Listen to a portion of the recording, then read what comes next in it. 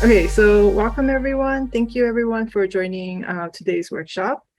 We're so excited to have you here. My name is Esther. I'm a volunteer here at IterateUX. Today, our workshop is going to be on stakeholder interview. Our speaker will be Jennifer Fast. She is a UX researcher and a mentor here at IterateUX.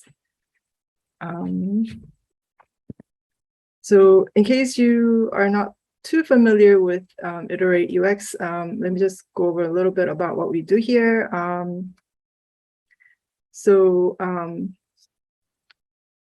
We are here in an open virtual Discord community, and we help UXers learn and connect and grow your career as a UX designer.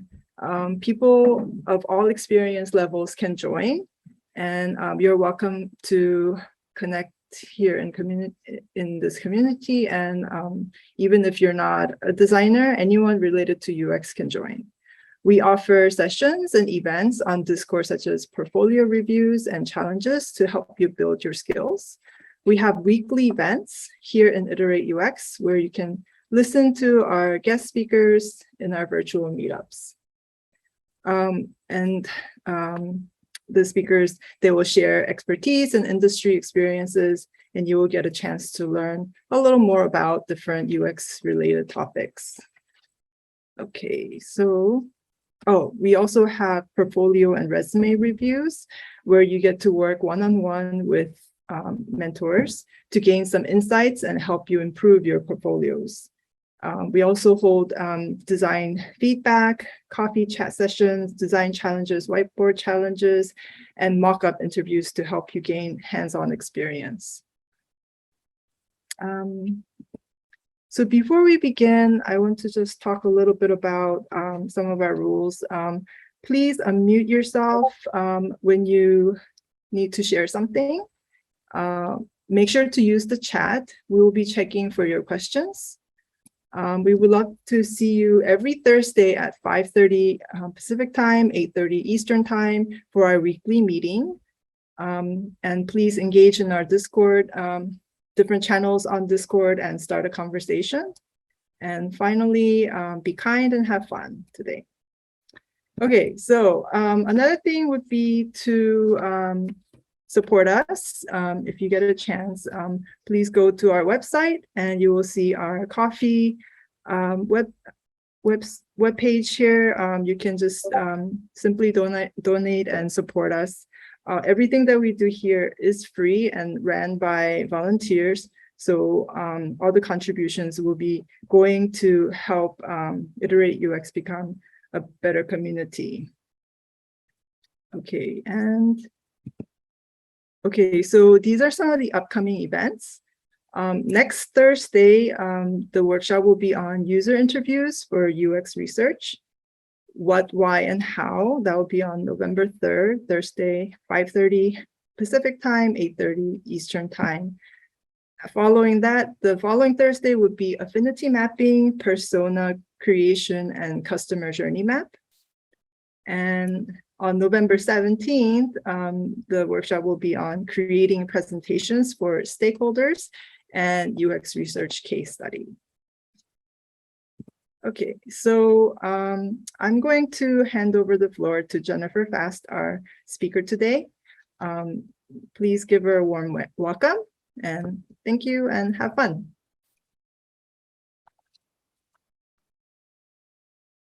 Awesome. Thanks, Esther. Let me set this up. Can you see it? Awesome. Yes. Welcome, everyone, to week 1 of the official IterateUX Research Challenge. Claps for having a research-specific challenge. We often get left out and put in the list when it comes to UX. So very happy to be here and very happy to have a research-focused challenge. So this is, of course, a really exciting challenge for me personally. It's a really great opportunity to learn and really mindfully practice UX research without having to worry about all the designs you're going to have to produce afterwards as well. So great opportunity. This is also really an amazing, unique opportunity because unlike a lot of the challenges that you'll see out there, you actually have real stakeholders this time with actual real problems that they're facing, which really changes everything in UX research. And that was one of the issues that a lot of the teams ran into in our last design focus challenge, is not having that stakeholders to reach out to and help define some of the opportunity areas, the scope around what they're researching. It just got really broad. So this time we actually have real stakeholders. So that's a great opportunity for everyone here. And hopefully everyone's excited to get started. So we'll hop right in. A quick introduction if I'm new.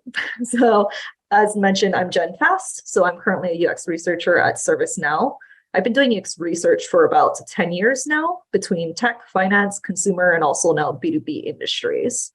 I specialize more on the qualitative research side, although I do a little bit of quantitative. I don't consider myself an expert in that at all.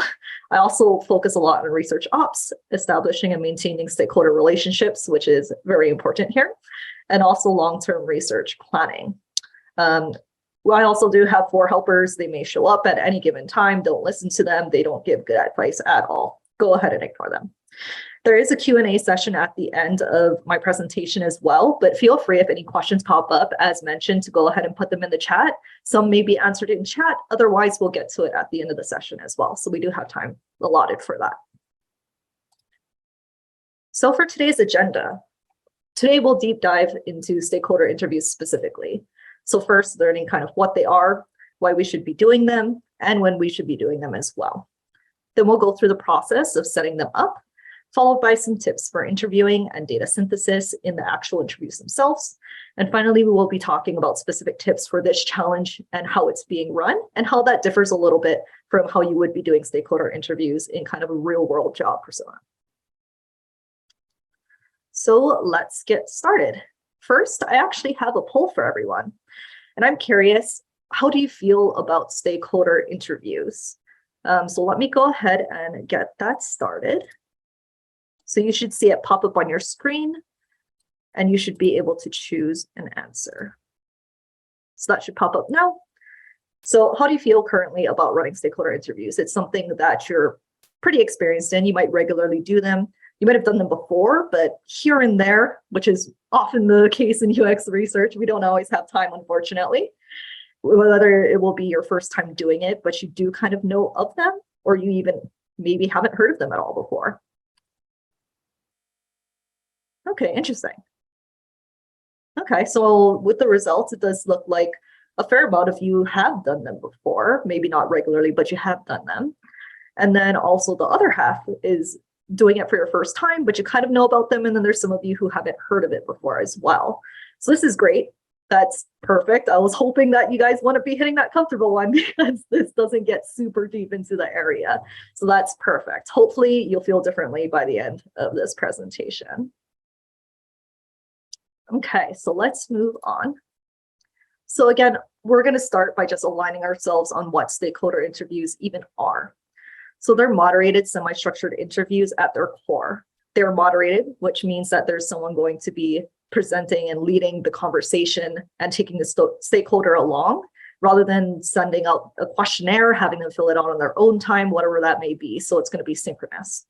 They're also semi-structured, which means that you'll have some specific questions and specific focus areas to lead the stakeholder through.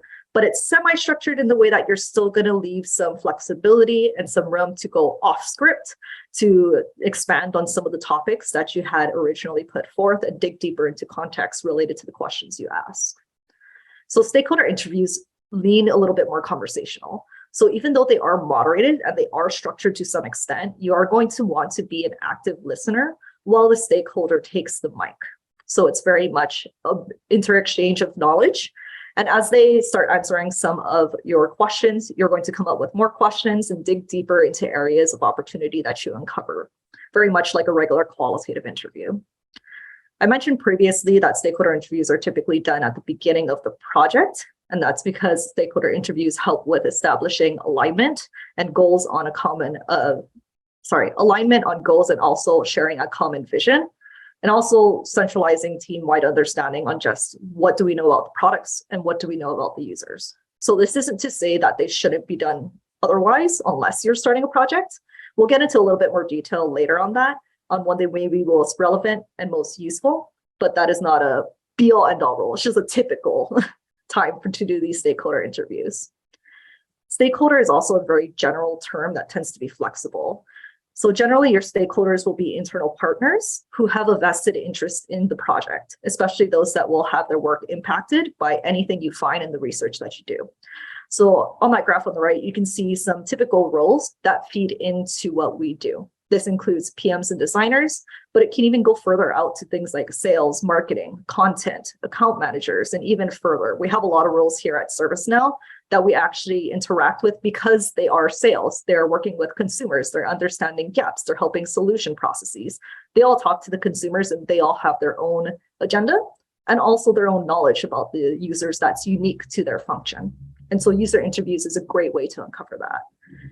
So you can go ahead and uncover what each stakeholder knows about the user. You can understand what their particular business goals are to ensure that your research is going to be impactful and focused. And you can also find any technical limitations of your product to make sure that any future research you do won't be inadvertently out of scope. And this is very important in the real world, because oftentimes you'll come out with these grand designs and these grand features. It solves everything. But the engineer team will come back and say, actually, we don't have the opportunity to do that because we don't have the tech stack to do it. And it'll take years to build that out. So knowing that upfront and ahead of your project is also extremely helpful. So moving on to why you would do stakeholder interviews. Now that you have an idea of what stakeholder interviews entail and also who could be a stakeholder, let's look a little bit deeper into why we should be doing them. So this isn't really a complete list by any means, but these are 4 common reasons why user researchers do stakeholder interviews and even some designers. So first, we can gather and centralize knowledge. When you think about what sales knows about a user versus what design knows about the user, there's likely some overlap, but there's also some role-specific insights in there. For example, you might find that the sales team has a lot of knowledge of key selling points for the users, things that they're most motivated to buy the product. On the other hand, design may know more about the type of experience that they are focusing on. So is it an experience that's focused on getting a task done as quickly as possible? Or is it even the complete opposite? They'd rather have someone spend as much time as possible on their platform because they want to provide a more relaxing, leisurely enjoyment experience. So all of that feeds into what kind of research you should be doing, what type of questions you should be asking, and where your focus areas will be. And that will differ greatly depending on who you talk to and who you ask. So each stakeholder kind of has a piece of a much larger user puzzle. And it's our job as UX researchers to collect them and put them together to form a larger cohesive picture. So stakeholder interviews are also crucial to alignment, especially in the real world, where there's a lot of moving parts. Everyone has their own agenda, their own priorities. It's extremely important that the team shares the same vision and goals from the beginning of a project, or else it causes many problems later down the road that are very expensive to pivot on and fix. And this has happened to me multiple times. It's one of the top UX research pain points, if you will. Some areas to align on could include the scope of the project and what the stakeholder considers to be a success to look like, and even things like how they are planning to track some of those successes.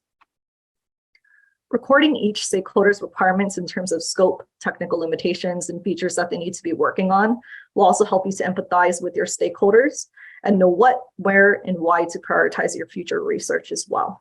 So this helps to ensure that your research will be immediately useful and impactful for your stakeholders. If you're doing research and it ends up having insights that aren't impactful and aren't useful to your stakeholders, that research is not going to be used. And then there was no point in doing that research to begin with. So we always want to be very purposeful and very mindful as we do our research that it's answering questions and speaking to users' personas, if you will, that will directly lead to some sort of impact for our stakeholders. And last but not least, there's trust and buy-in. So just as you build relationships and trust during interviews with users, it's really the same in stakeholder interviews as well. Being thoughtful in your questions, actively listening and empathizing with your stakeholders can actually help build trust that you are as invested in the project as they are, and also create buy-in to support further research as well. So when you're coming into a company, you're very new, you're just starting up this project, this can show and create trust that you're very invested, not just in your own agenda, but in theirs as well, and helping them reach their end goals.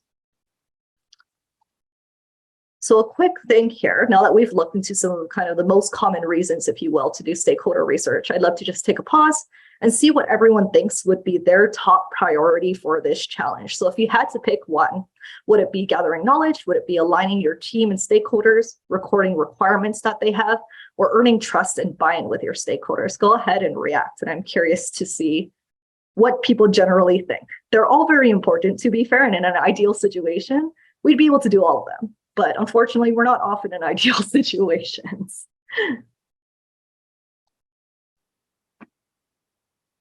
Okay, interesting. Yep, a lot of gathering knowledge. If you're trying to do research on something you don't understand, extremely hard to do. Have run into that at ServiceNow with such a complicated product. It took me literally 3 months of talking to stakeholders and seeing some of the back research to understand what we were even selling. And until you know that, how do you research something like that? It becomes a chicken and egg sort of scenario. Awesome, okay, so let's move on. So let's look at some things to consider and also some tips for using stakeholder interviews in the field as well. So one issue with stakeholder interviews is that they do take time. It takes time to create the script. You may have multiple versions of a script to ensure that questions are relevant to specific stakeholders. You may also have competing priorities. So if you have time to either run stakeholder interviews or you can talk with an actual end user, you'll have to make a lot of trade-offs and consider it carefully before you decide to do one over the other. And this happens many times in real-world jobs. There's also relationship politics. So unfortunately, not every stakeholder is going to be open and willing to spend the time to talk with you. It does take a lot of their time as well. This could stem from a lot of different things. So it could be from not understanding the purpose of stakeholder interviews. It could be bad experience previously with UX researchers, or even just not seeing the value it could bring to their role specifically. So you'll want to first identify the root cause of why they're not open to stakeholder interviews, and then brainstorm an approach to mitigate that issue. So for example, if the issue comes from them not understanding the purpose of stakeholder interviews, you'll want to have an upfront conversation talking through what stakeholder interviews are, what to expect as a stakeholder, and direct deliverables that you'll have at the end that can help them do their job better or do their job in a way they might not have thought of before. So come at it from the stakeholder's point of view and create an approach of attack that really makes sense to their root problem. Treat them as an end user, if you will, honestly. And conducting stakeholder interviews can also potentially create unintentional expectations. So some stakeholders may think that because you spoke with them and know their focuses, their gaps, their problems, whatever that may be, that you're going to be addressing those in the next step. And this isn't always true because they're not your only stakeholder. You have many stakeholders. So setting expectations ahead of time can really help mitigate a lot of these issues. And in the real world, even though stakeholder interviews are generally thought of kind of as like an early discovery phase method before you really kick off a project, they can still be useful to do or even redo at the beginning of a new phase, or even when priorities and scope change. So there are periods in time where they still make sense. In the end, the typical top issue is, again, if you have the time to create, schedule, analyze all the stakeholder interviews and what other projects you have ongoing that could compete for your time. It really just depends on your particular situation, context, and what makes the most sense from the team's perspectives and their priorities. So now that we've learned more about the who, what, when, and why of stakeholder interviews, we're going to pivot into learning more about how to set up our stakeholder interviews. So first, we'll talk about how to set clear goals for your stakeholder interviews. This is something that I had to learn the hard way, but as you do every single research, whether it's internal or looking at end users, you're going to want to be very purposeful on why you're doing your research and have a very clear goal that then expands into all of your focus areas and all of your questions and all of your success tracking from there on. After that, we'll talk about how to identify your key stakeholders and prioritize your scheduling as well. And then that will lead us into defining a realistic timeline and scheduling tips. And finally, we'll look at actually creating an interview guide. So we'll start on the goal setting. So again, throughout my UX career, I've really found that one of the most important things to always keep in mind is the why behind everything. And this goes to users as well. Oftentimes we ask, why did they do this particular thing? Why did they click into that button? Same thing here. You should always be cognizant of why you are doing particular research, both in method and in purpose.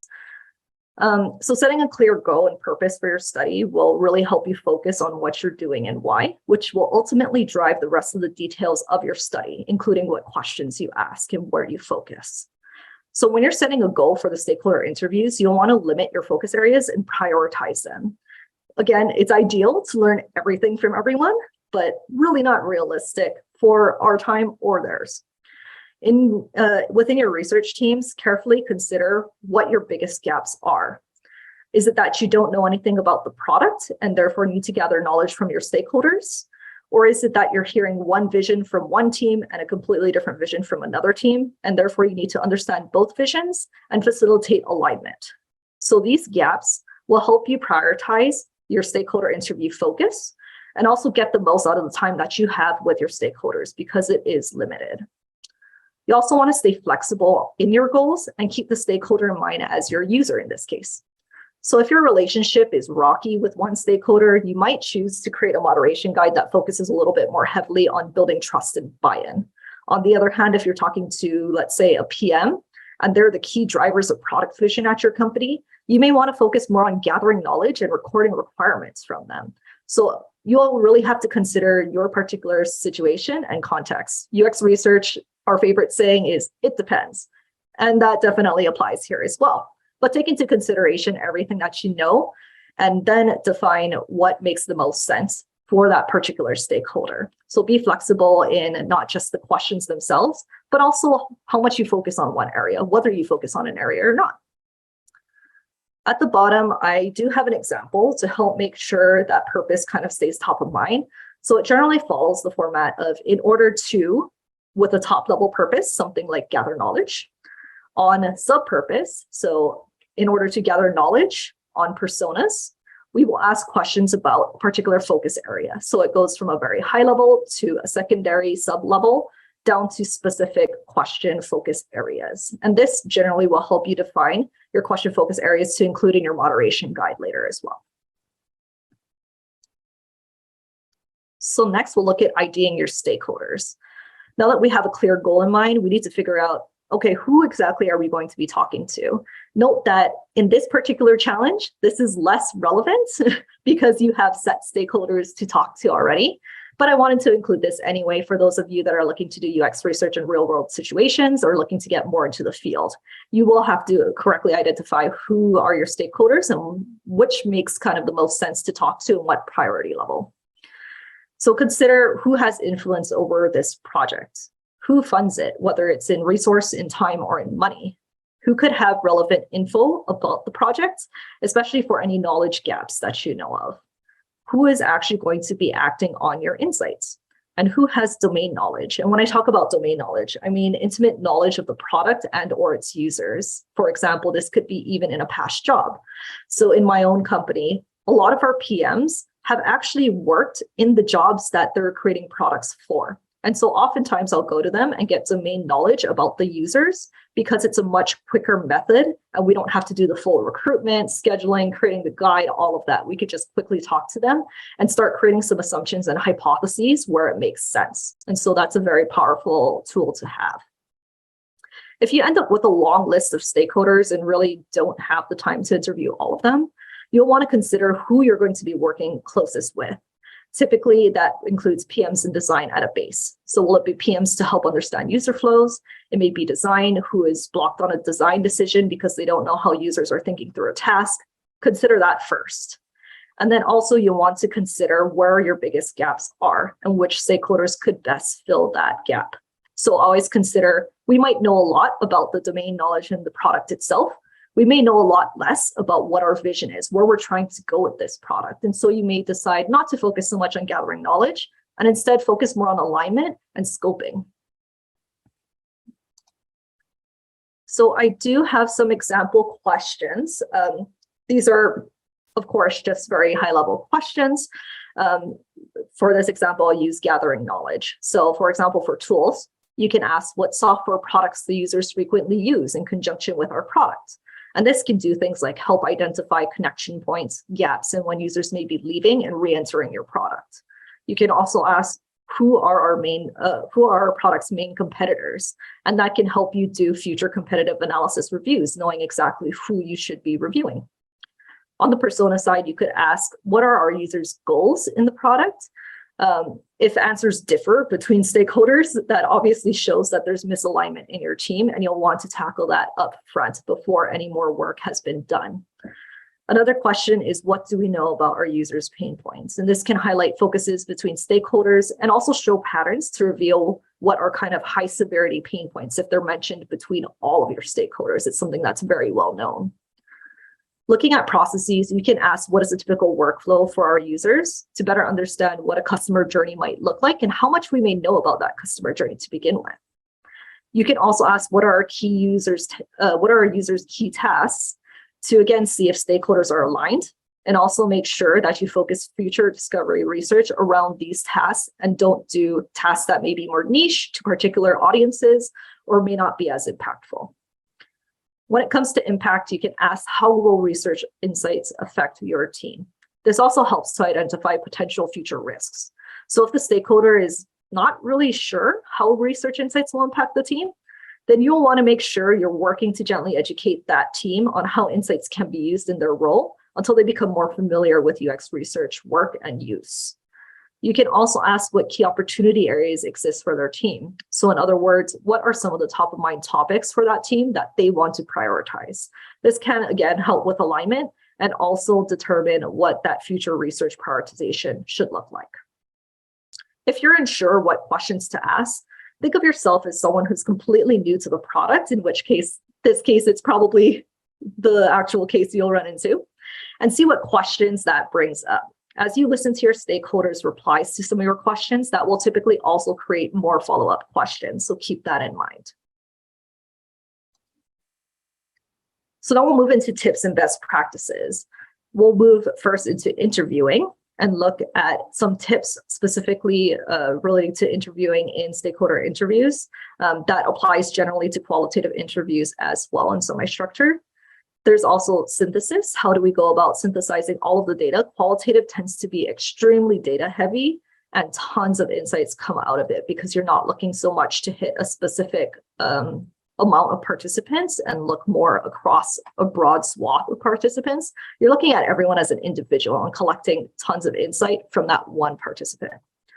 And at the end, we'll also look at the IterateUX challenge setup, how it's structured, and how that differs slightly from the real world, and some tips for both.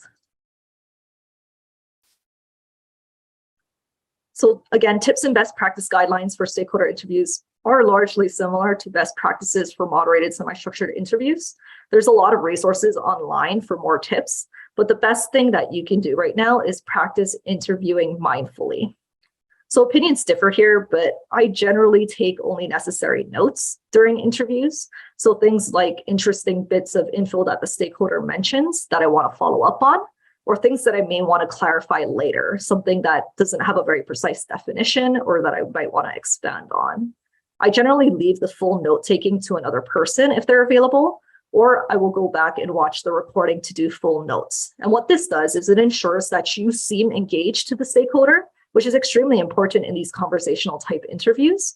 And it also helps your ability to actively listen and identify relevant follow-up questions to have a real conversation with them. And again, always ask permission to record and provide mitigation means if they're uncomfortable doing so. So for example, if they say, I'd really rather not, I'd rather you don't record, you can ask questions around what makes them feel uncomfortable about the recording. So if it's something like having their face recorded, you could say, that's fine. How do you feel about turning off your camera, but letting us record voice because we want to go back and capture notes accurately and make sure we understand? Or if it's because it's confidential information that they'll be revealing, you can always assure them that the information is not going to be shared outside of your direct team or even just the researchers if it makes them more comfortable. You should also reiterate your purpose and focus at the beginning of the interview to help set the context for the stakeholder And just as a gentle reminder for them, it helps get them into the right frame of mind. They're probably coming off of other meetings that were completely different in nature. And so this just helps them to reset and reground themselves. And as usual with interviewing, be engaged and observant. So this doesn't mean that you have to fill silence. Give the stakeholder time to think through the question and answer without prodding them into answering right away. Some of the best insights often follow a period of silence. So give them the time to think through things and don't feel nervous about having those periods of silence. Also be very mindful of time. And I'm personally terrible at this. I have too many questions all the time. Make sure that you're periodically checking the time and adjust your question list and prioritize key questions as needed. Consistently do a quick look at how much time you have left and adjust accordingly. And this is very much key because you want to make sure you're hitting the top high-level questions and getting the answers that you really need from that particular stakeholder that maybe they are the only ones who can answer and none of your other stakeholders can, just to make sure that you're getting the most out of that interview as possible. You can also provide gentle reminders to stakeholders to help redirect them back to the topic if they start losing focus. So if they start going off on a tangent, you can always say, I'm very interested in this and let's talk more later. But just to make sure that we reach the questions that I really need to hear from you and get the information that helps me do my job and enable you to do your job better, let's move on and let's talk about this next question. And also make sure to ask follow-up questions. Very important in any qualitative format. You can ask for clarifications. What did you mean by whatever you just said? You can ask for context. So some things they may note because they've lived the life, they're in it currently, and they may not include a lot of context. But for you to fully understand what they're talking about, you may have to prod a little bit deeper and get more detail. And also allow the participant to ask you questions as well. As I mentioned, it's very conversational, and this also helps build trust and confidence in you doing your job and helping them out. So allow them to ask any questions, allow them to clarify what you mean and what you're looking for, and allow time also at the end to say, do you have any questions for me? Often that leads to things like follow-up and next step processes, especially if you forgot to include those upfront, and you can always talk through it more with them at that point. On the synthesis, so this is a very heavy lift process. And right away, I would recommend discussing in your teams how you will go about synthesis. There's many ways of doing it. So are you going to be doing it completely collaboratively, where you're having an hour meeting every day to go through every single insight and talk through it and how to bucket it into larger themes? Or will it be more like one person will be in charge of a specific stakeholder's notes? Find what fits best for your personal situation and agree as a team on roles and responsibilities. While it's generally ideal to collaborate in synthesis because different POVs can create insightful discussions, recognize that sometimes it's not possible and find the method that best fits your team. And especially for remote synthesis, tools like Jade, which some of you were in that workshop earlier, Miro and Neural, very similar, are extremely powerful. So on the right-hand side, you can see I pasted an example of a Miro board that I used myself. I collaborated with design and PM on participant notes, which we had on the left-hand side, and related research briefs and design artifacts up top. And then we had our theming area in the middle. So don't just stop at the first theming either. So I will typically take at least 2 to 3 looks at my theming buckets and the insights in them to see if they truly speak to a root insight or if they can be iterated upon, related to another insight even, put together. I sometimes copy the same insight and rebucket it elsewhere because it relates to another insight. So make sure you don't just take one look and call it good.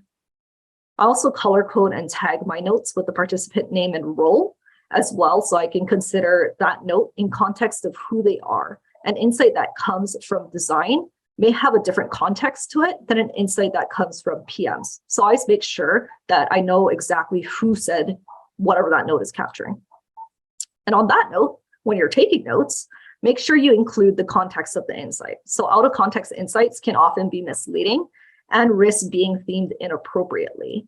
And oftentimes I'll find myself recording a quick insight that makes sense to me, but doesn't make sense to my stakeholders. And so when I'm collaborating on synthesis with them, I'll often go back into a particular interview and pull out the context around that insight, realizing that that note really speaks to what I know and not necessarily what they know.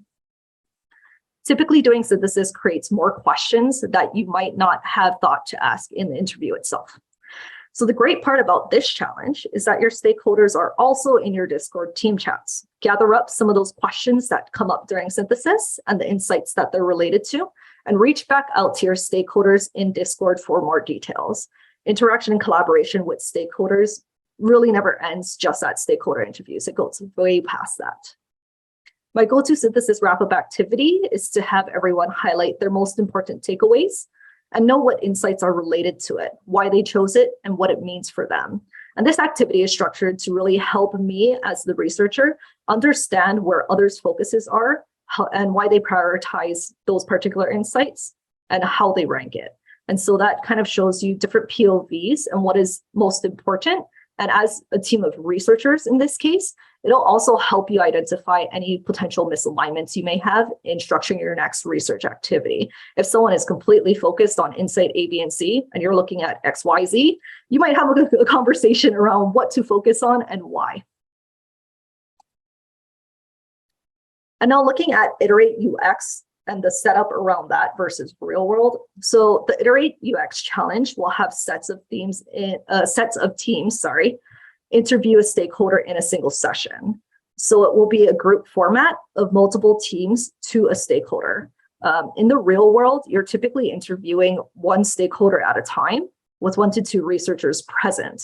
So generally try to keep we generally try to keep the invite list to a minimum, just to respect privacy and confidentiality. That may also have, the more people you have on that meeting, the more nervousness it tends to cause the stakeholder, and they tend to start limiting their responses, and we want to avoid that. In the challenge, you'll also only have one stakeholder interview live session. In the real world, typically we schedule multiple stakeholder interview sessions with different stakeholders, and also we sometimes schedule quick follow-up sessions for important questions that come up later. Timelining and scheduling is also preset to some extent within this challenge, where in the real world, you're going to have to balance the timeline and padding that you allow each activity. And also you have to align all of that with key project due dates. And that comes often with experience and making a lot of mistakes, honestly. Now for some tips. So for this challenge, as I mentioned, make sure your roles and approach to the stakeholder interviews is agreed upon as a group. So note who's going to be taking questions. Is it just one member? Are you going to be switching off and asking questions? What about when someone else has a follow-up question? Are you going to allow them to kind of come in and ask that follow-up question that could possibly interrupt the person who's asking the questions to begin with? There's a lot of questions about how you can set it up. So make sure you agree as a group. One, to not cause any issues in your group relationship, but also to make sure everyone is on the same page on how you're going to be running this stakeholder interview, given that there's multiple of you and one stakeholder and other teams. This is also where creating that question priority comes in handy. So you may have a follow-up question, but if you're running out of time and haven't gotten to your priority questions, you may decide not to ask it and maybe save it for a Discord conversation later. Each group will have a turn in the stakeholder interview to ask questions. While other groups are asking their questions, make sure you're going through your own questions and cross off any questions that are redundant to make sure you get the most out of the time that you have. Because this is not a typical stakeholder interview, you can also take notes while others are asking questions. Write down some follow-up questions that you think of during other groups' turns and the context that they're in to ask when it's your turn. I'd also suggest keeping a team channel open. So example, having Discord even open to quickly note anything particularly interesting, any follow-up questions, or just make sure you're on the same page with the rest of your team as the other groups are presenting. So in the real world, you really need to be flexible. A lot of times you'll find that you run out of time and you aren't able to ask what you had intended to ask because so many interesting bits of knowledge come out during the interview and you kind of have to ad lib some of it, ask some follow-up questions, and that uses more time than you expect. So you really have to be flexible in prioritizing, amending your questions, and even between different stakeholder interviews. So I may start with PMs. I may run out of time, but I may be able to focus more time on the areas I didn't quite get to and ask the design more about those questions and skip some of the things that I already went through with PMs. So while there is a point to be made about collecting the same questions from each stakeholder because you want to see where the misalignments may be, You may also say, I just need a base level of knowledge. So I'm going to forego that to make sure I get as much knowledge as possible from each stakeholder as well. And also at the end, typically we reconvene as a group. So this is not just direct group, but also with the stakeholders to present findings, create discussion, and highlight any areas that there were misalignment. So we can have those important discussions again ahead of time and figure out what that looks like and what are logical next steps. In this case, you probably won't be doing that because you have the stakeholder interviews and you're going straight into your user interviews after that. But that is typically what we would do. We would have some artifact and some meeting at the very end of the synthesis for the stakeholder interviews to show, here's what we learned. Let's talk about that. So at the very end here, first of all, thank you so much for sticking with me through all of the workshop and everything I presented. Here, I'm actually going to be reopening that same poll and seeing if anyone's comfortability has maybe increased and they feel a little bit more comfortable. I realize that I'm unable to create new polls, and I realize now, Padma, that I did this terribly, but I'll be reopening the same poll and just note kind of how comfortable you are. So at the top, we have really comfortable. I feel like I can do this no problem now. Secondly, I've done them before, but not regularly. That may be something like, I feel like I can do it. I think we can get through it. This will be your first time doing it. We'll be like, we'll see how it goes. Maybe it'll go great, maybe not. And I haven't heard of stakeholder interviews before. Is like, oh no, your workshop made me feel like I need to know a lot more. That'll just be good for me to know for future as well. And also, again, a quick reminder to interact with your mentors. Stakeholders are very key in this challenge, but please hit up your mentors. They are so helpful through this process. And you're going to get the most out of this challenge, honestly, by regularly engaging with your mentors, getting their feedback, showing them what you've got, and having conversations around processes, around what you have ongoing. Please feel free to hit them up. And also feel free to reach out to me personally as well, or schedule time. I have my IterateUX tag up here, and then also my Calendly link. And following this, I'll be sending out a checklist. I realized that this is like process 1, here's a whole bunch of detail. Process 2, here's more detail. So I'll be sending out a more condensed checklist that's a little bit more clear without all of that detail level, so that you can kind of go through step by step and feel free to do things, feel free to not do things, edit it however you will. And also Padma should have posted a link to an example stakeholder interview that I had done in the past. You'll also see that link here on this slide. So this will link out to an example stakeholder interview where you can see some of the questions and you can get an idea of what our focuses were like for that particular project. And now I'll open it up also to Q&A. Okay, people seem more comfortable. That's good. I'll take that. Thank you so much, Jen. Thank you. It was so helpful. Let's see if anybody else have more questions regarding the workshop and regarding stakeholder interview. If you have any questions, just write it on chat, or you can also just unmute yourself and ask, and we'll just have a quick Q&A right now. How much time would you recommend putting aside for when scheduling the interview? Scheduling specifically, or doing the interview? No, scheduling the stakeholder, for how much time would you anticipate, or would you want to have available if we were going to, all put something on a calendar? Would you like mark off an hour of time? Do you think you need more than that? Or it really depends on one, how much you're looking to cover and to what depth, I think. So if you're just looking for like a really quick check, or you're looking to do something at a very high level, really 15, 30 minutes, completely fine. If you're looking to like show the actual script, talk to it in detail, look at refocusing, talk through some core problems that we don't even know where to start, that would require more time.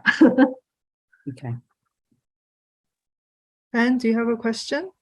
Yeah, I do. So I just want to get the logic here. So in the real world, do we have the problem statement first, and then we do the stakeholder interview, or actually comes after the stakeholder interviews? Because I was going through the document I got from the stakeholders.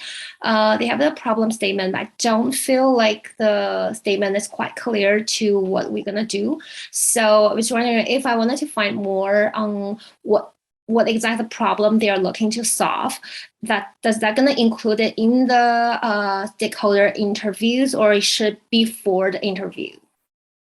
Yeah, so that should be included in the stakeholder interview. Oftentimes you may have a base problem, but none of the context around it. It's a question of, okay, we have this problem. How much do we know about the problem? How much do we know about the users in regards to the problem? What are your success criteria as it relates to that problem? You can always look at it from different facets. So in the stakeholder interview, that gives you an opportunity to better explore that problem statement, really get some definition around what is known so you're not reinventing the wheel and where there's gaps and opportunities, and also making sure that you're impactful, making sure you're inching towards what they consider success. Okay, great. Thank you. Pavitra, do you have a question?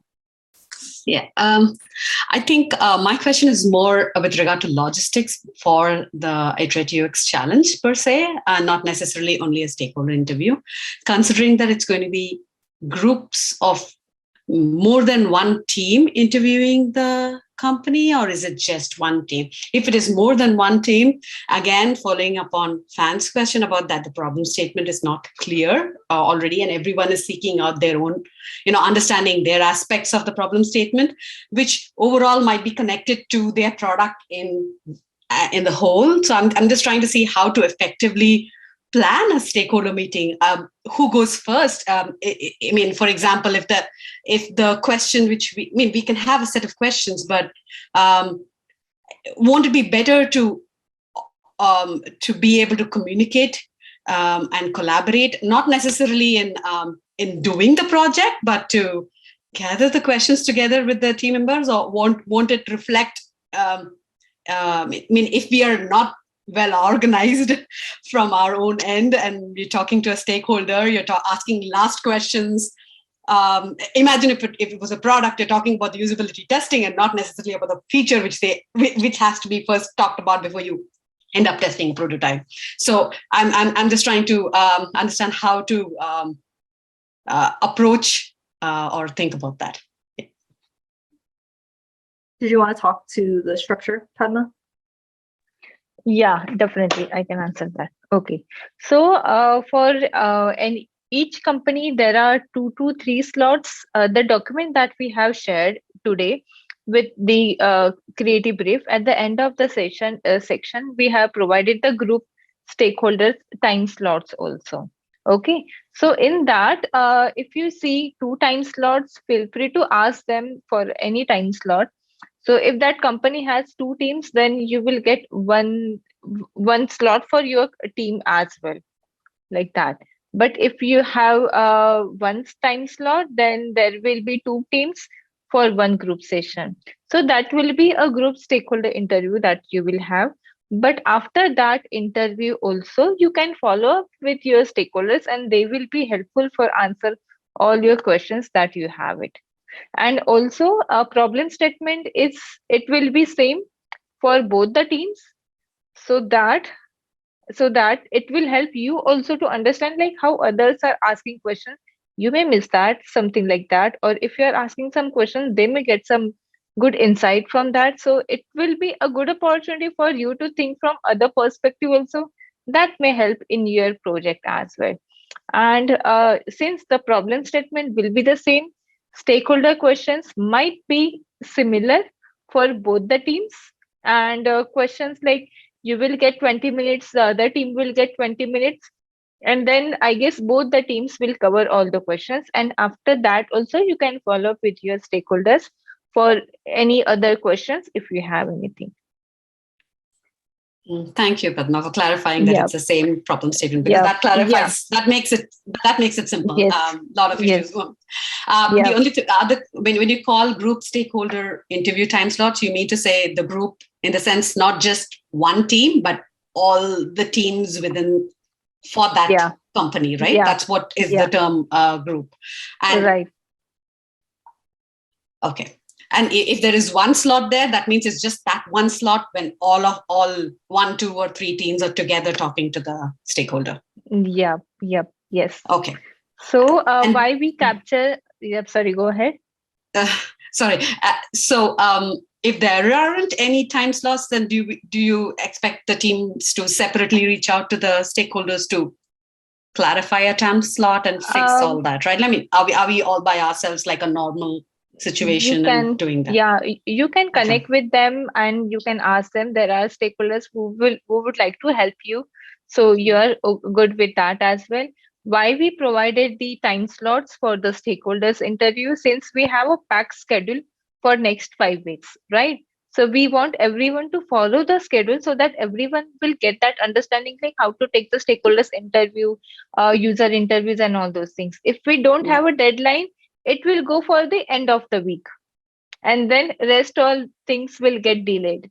So that's why we have one slot available for all the teams, all the companies, which will be from October 31st to November 2nd, so that you can wrap up that stakeholders interview and start working on the other areas as well, like that. So it will help. Yeah, it will definitely help all the teams to start working on the process. So sometimes what happens, teams, like for starting, everyone is slightly silent, slightly moving here and there, and then at the end of the challenge, everyone will start working on many things. So that's why we are just trying to give some deadline so that at least everyone will complete that task, which doesn't require that much effort. But if you can complete that, that will help you at the end of the challenge as well. We've seen that over and over.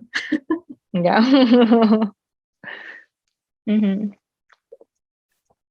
And also, we will be sharing all mentors list as well, since we have assigned one mentor for one company, so that like whichever team is working for that company will have that mentor. But we will be showcasing all mentors list also in Ask Mentors section, so that you can feel free to connect with other mentors as well. Jen is very amazing mentor that we have. Like, she helped a lot in our last design challenge also, and she's amazing in user research. Feel free to connect with her anytime. Yeah. Yeah, my teams as well. Connect with other mentors. Yep. Other opinions always helpful. Yeah, other opinions are helpful. Any other questions? So there were some questions. I just answered those on the chat. But if anyone would like to capture some other scenario from Jen, feel free to ask the same questions. We are okay with that as well. Padma won't be offended. Yeah, no, I am okay with that. There might be different views as well, right? So yeah, don't worry on that. Like, just feel free to ask any questions if you are expecting something else. Yeah, and just a reminder, I will be sending out that checklist. So I will do it as soon as possible so everyone can get started, and I won't be the reason for procrastination. I have just a clarification that I wanted to make. So, for example, let's say that our a group stakeholder interview is set for the 31st. We should be seeking to set goals, and since our stakeholders are identified and our timeline is identified for that interview, we're essentially just making sure that with our team, we understand what the problem statement is and any questions and gaps in knowledge that we have there, and building that interview guide for that 31st group interview. Is that more or less what it's meant to be? Yes, you're okay. Right. Okay, great. And then my follow-up question is going to be for the group stakeholder interview. Should we be reaching out to other teams to do this with them, or is it just within our team? No, you don't need to reach out with other teams. You just need to reach out with your stakeholders. Stakeholders will manage both the teams. Your team will work on your project. Other team will work on their project. So yeah, you don't need to reach out with other teams. Perfect. So create your own question list. And then, as I was talking about in the workshop, make sure that as other teams are asking redundant questions, you're taking notes, crossing it off of your list, and adding any specific follow-ups that you may want. So then it's kind of like the first team will be asking the questions that will inform a lot of the later teams, and backwards as well. Perfect. Okay. And then if we have multiple stakeholders on our brief, but our group interview time slot just has the name of one of our stakeholders. Is the expectation that all stakeholders are going to be in that meeting, or should be reaching out separately? Or do you have any advice? Yeah. Yeah.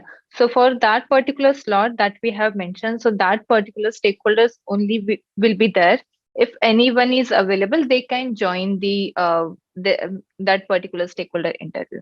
But other stakeholders will be available for any other questions later on. There will be other many activities that we have for the stakeholder, like affinity mapping and those kind of stuff. They might be available for that as well. So those stakeholders will be available for any other understanding as well. Okay. Okay. Got it. Thank you so much. Yep, sure. Okay. So, yep, I guess we are good. Thank you so much, Jen, for having such a wonderful, informative session wherein like people are having clear understanding now, like how to do the stakeholder interview, what all things to consider and why. So, which is very important. Thank you so much. It was very informative. Hey everyone, on behalf of IterateUX, we would like to thank you so much for watching this week's event. If you like the content, please leave a like and subscribe. We'll have events every Thursday at 5:30 Pacific Time. Join our Discord in the description to find out more.